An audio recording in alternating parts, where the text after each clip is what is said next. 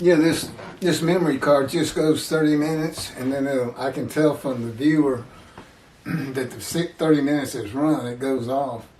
But I can keep doing 30 minutes on the same card. Oh, you know, I've seen it, we've gone as high as 12, 30 minutes. So it's a powerful memory card. I don't know why it stops at 30 minutes. I think it's some adjustment on the camera. But God's not showing it to me, so that's it. I don't have self-will. I can't say, God, I'm going to figure out why this is. I can't do things like that.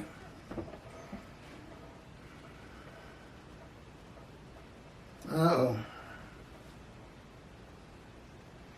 I think my page skipped. Hold on, I got to find out where I was. Oh, it's the test of devotion. When the test of devotion, that's part of 53:10 still, will he offer himself for guilt and go through God's fire of refinement or not? Is set before the righteous servant. The new covenant has already arrived. And there's a lot more detail on this in other tapes that concern 53. That is why the angel of the covenant, Malachi 3, that you desire arrives before Elijah, the messenger of Malachi 3, and God. The new covenant, Jeremiah 31, where the iniquities and sins of the Jewish people are forgiven, and God remembers them no more. Okay, that's the people, the first 6 verses. They need to know you have no sin. Start over. Stop feeling like this. Stop leading your lives like this. Get your lives back together. Get your job back. Get your marriage back. Go to synagogue. Follow God's rules. God doesn't really care if you follow them or not.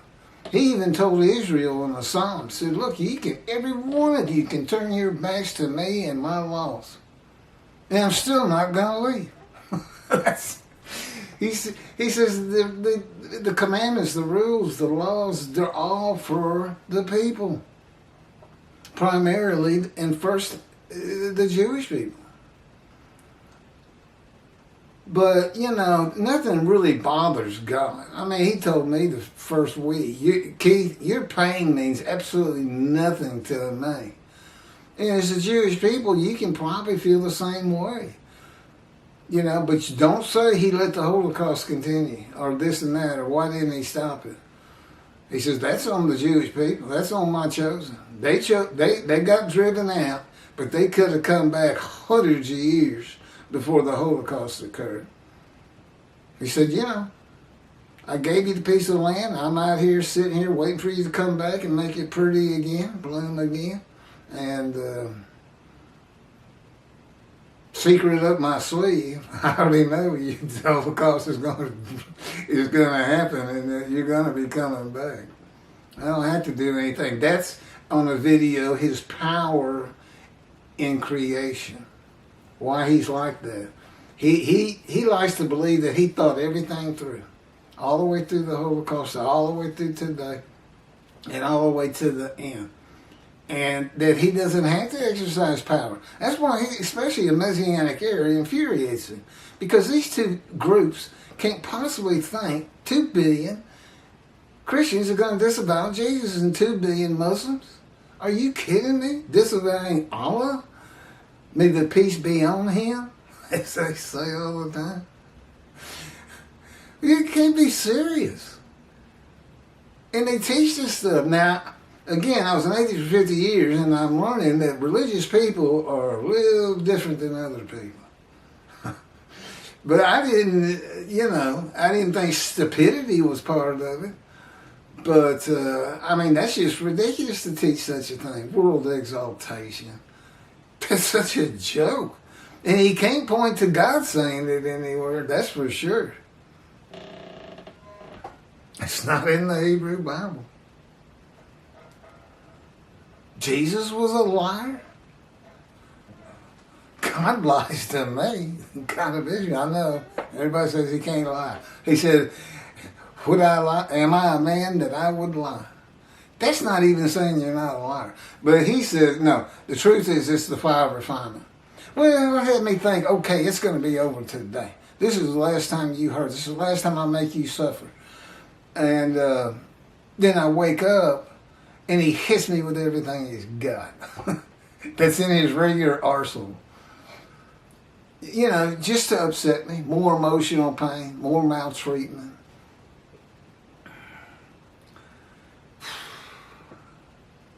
Test of devotion. The guilt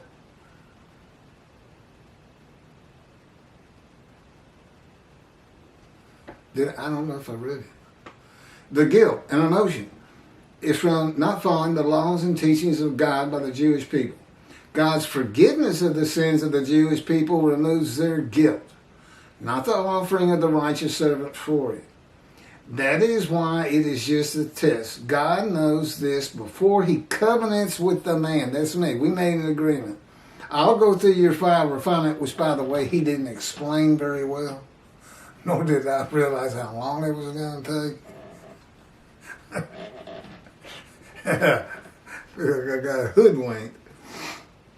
If I would offer myself for the guilt. Become his righteous servant, make the many righteous. It sounded like a great thing. Plus, I had a death sentence put on me by the doctors.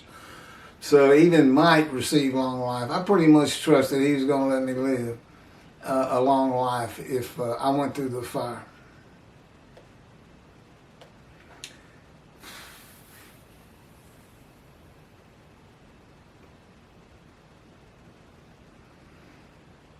A covenant that I made, that he makes himself an offering for guilt, God might not let him die of the disease.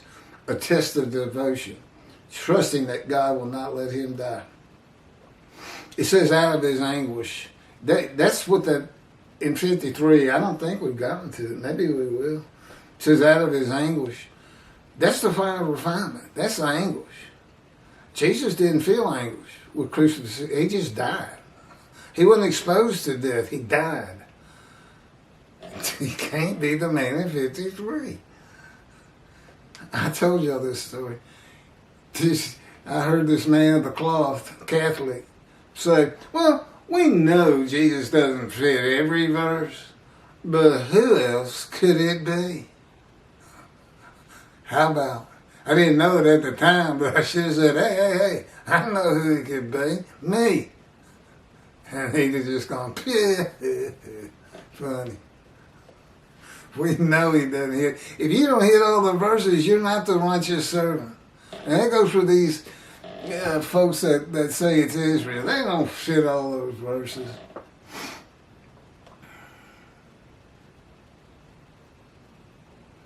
The primary purpose of verse 10 is not to test the devotion.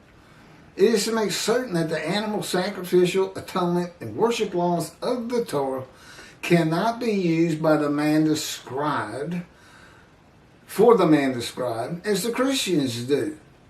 Anyway, with the human sacrifice of Jesus.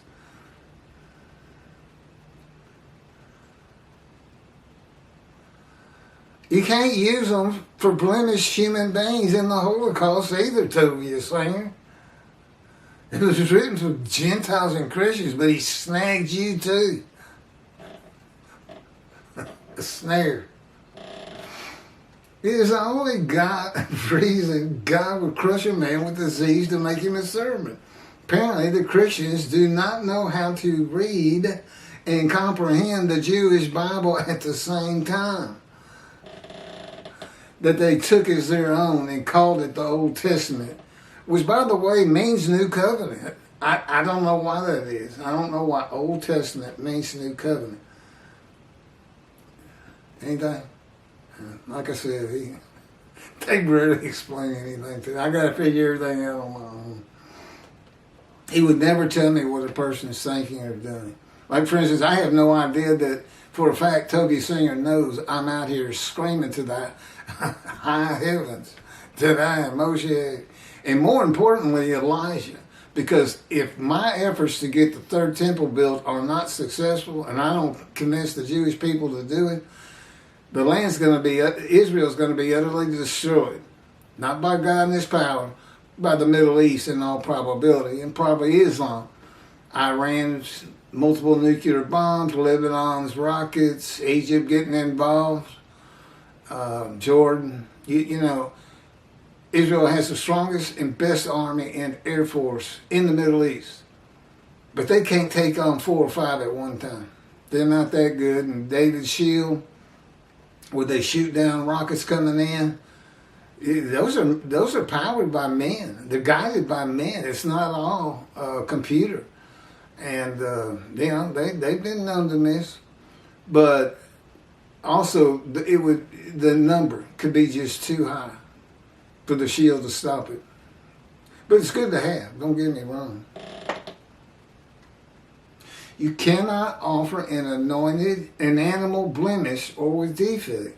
So God blemishes and disfigures the man. No man would refuse God. God does not need a man's permission to make him a servant. He is God. In the book of Ezekiel, as we have seen, God had his spirit seize. And God sees in him. The spirit has no power.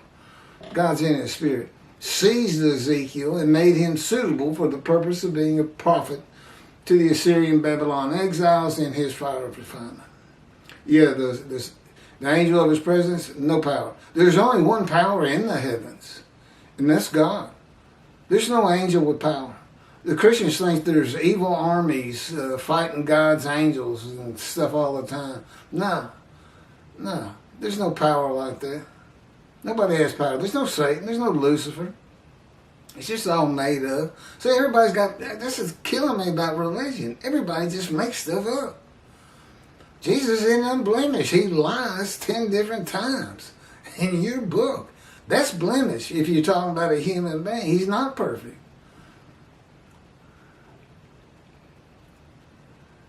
Just make stuff up. And all these rabbis, all of Judaism teaching Messianic era and world exaltation, the world speaking Hebrew. Okay, I'm Moshiach.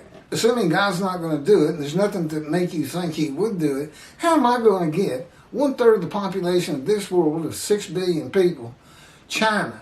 How am I going to get them to speak Hebrew? Well, I don't even speak it myself. And I sure don't speak Chinese. I'd have to say, well, I'm leaving on to go make the Chinese speak Hebrew. It's a stupid idea. Now, in antiquity, I mean, nobody knew how many people were around. Everything looked like a country town and things like that. You know, they could believe these things. And that's you got to break down how this was written in antiquity first, and for the illiteracy of those who had to be taught from it. God knew what the Christians would do with the words wounded, punished, maltreated, bruised, crushed, and chastised, and they did. And apparently so they told you. Use Leviticus. They took the book he gave his children, the Jewish people, and called it their own, saying that Jesus, the unblemished Lamb of God, is described by Isaiah 53. The man is blemished with defect, receives long life, sees his children, and makes the many righteous by his knowledge, not by his blood. Isaiah 53 is a snare for the day of the Lord and God's wrath on the Christians and Gentiles in general, passed to them from his people to in Isaiah 51. And my description begins in 52. I'm his instrument. I am his instrument to take that wrath. And I got to teach the rabbis who are the servants. Okay, this is what you need to do with Christians. Forget this world of peace. We're getting ready to stir things up. Actually, Jesus did say it's just what he was going to do.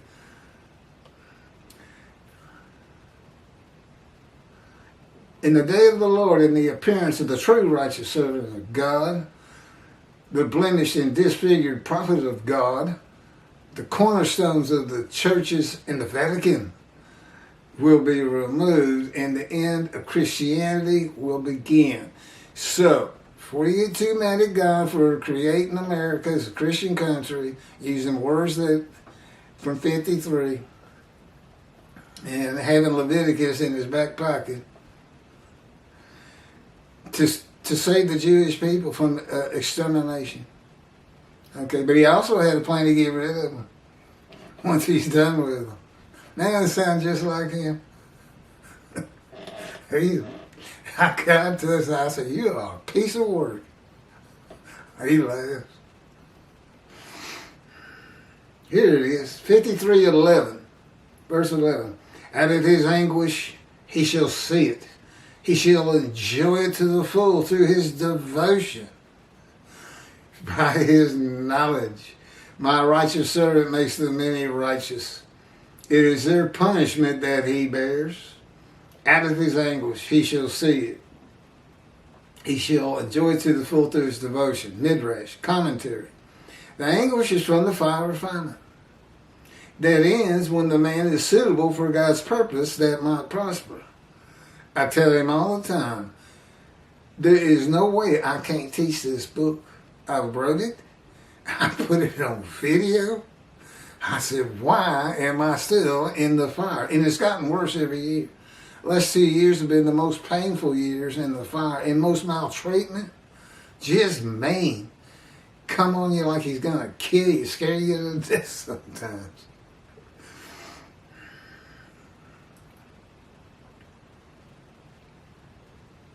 The anguish from fire refinement. Okay.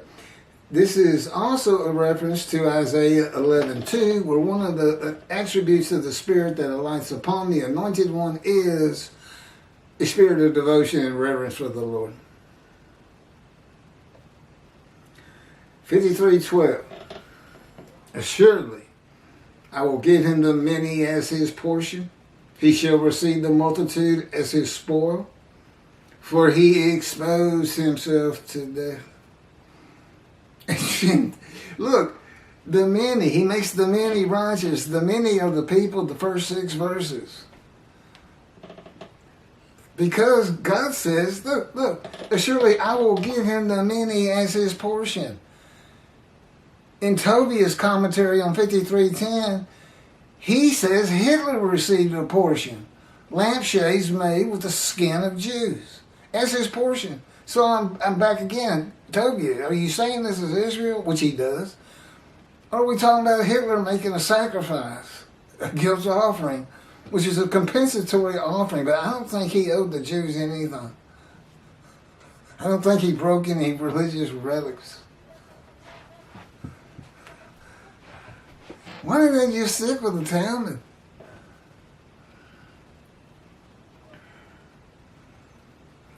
For he exposed himself to death and was numbered among the sinners, whereas he bore the guilt of the many and made intercession for sinners. I will give him the many as his portion. He shall receive the multitude as his spoil. Midrash. Commentary. Those who believe in him and are made righteous are the many who become a multitude. For he exposed himself to death. God's righteous servant is crushed with a disease that exposes him to death, but gives him long life. He took the lung cancer from me. That's why I never experienced it. And was numbered among the sinners. God's righteous servant will have been a sinner, not a religious man, which I have admitted many times. There's no question about it. There's no denying it. You could find people in my history who would say, oh, no, I remember the time we went out and did this, which I won't repeat. Jesus is said to have been without sin, and like a rabbi was teaching at synagogue when he was 12. Jesus was said to have been like a rabbi teaching synagogue when he was 12. Well, I guess what? The false teachings? Made him a sinner? Are all your rabbis sinners? Well, what is a false teaching? Isn't that a lie? Or is that just I didn't understand? You don't understand the difference in God's word and man's word? If you don't have that understanding, you shouldn't be a rabbi, should you? All I can tell you is God doesn't like it, and he doesn't care if you consider it a lie or not. You're not going into the scroll of remembrance, rabbis. How are you going to have a Messianic era with no rabbis as it stands today? What's that going to be like? They got this show, the Christians have the rapture. There's this show that says Left Behind. A Christian who realizes everybody's been raptured. He got left behind, doesn't know one. I can't stand that guy. God makes me watch these shows. It's like a punishment. Okay, next up. Chapter 1. We're doing the whole book again. We're going to put a different picture on it. I'm currently using a very yellowish temple picture for all. It's 60, I think it'll be when it's said and done. The ones I just did, they're already starting to fade a little bit. This one I'm going to put a different picture on it, knowing I can repost them 6 or 7 times. That's about all they handle. And I've already done it with the ones that came before the yellow temple. Everything's grouped by a different picture. But you can find it Israel temple images or Jewish temple images or Jerusalem temple images. And what's too funny is that they always have the Dome of the Rock in there, that big gold dome on top of the temple now, which is Islam. But the title is Israel Temple, Jerusalem's temple. That ain't, get that out of the pictures. I have to. Anyway, it'll be the leper scholar. I'm going to take a break for a little bit. That took about an hour and 24 minutes. There's a video out there that is just shot. And yet, even today, it's number 2 on my analytic data sheet as far as most views of all 50 videos. They keep, it's under the heading, false, it's basically false teachings of Tobiah Singer and Jews for Judaism. We use that as kind of like bait to get them in, but it's really all about me. It's me in 53. And I just did it pretty much again. So use this instead of that video. We're leaving it behind, by the way. All the bad ones are being culled out right now. I said, better late than never, I guess.